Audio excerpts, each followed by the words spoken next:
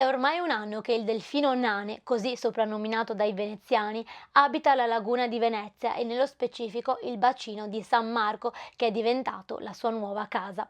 Ma non diamogli un nome, è un animale selvatico e così deve restare, ha detto Luca Mizzan, biologo marino e responsabile del Museo di Storia Naturale, durante l'incontro di sabato 16, in cui ha fornito le regole fondamentali per una convivenza pacifica tra uomo e animale. Il delfino è un animale sociale, questo delfino è solo da molti mesi, da quasi un anno, e quindi può essere che in deprivazione sociale possa cercare di socializzare con la presenza dell'uomo, avvicinarsi spontaneamente all'uomo, cercare interazioni. Noi non dobbiamo assolutamente assecondare questo comportamento per il bene del delfino, è un animale selvatico, deve rimanere selvatico, anche se cerca interazioni.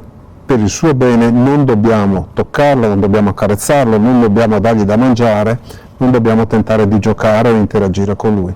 Manteniamoci a distanza, osserviamo questo splendido animale, ma manteniamolo un animale selvatico, così possa tornare quando vorrà in natura, fuori in mare dai suoi simili, rimanendo quello che deve essere un animale selvatico. Intanto gli esperti monitorano settimanalmente lo stato del delfino.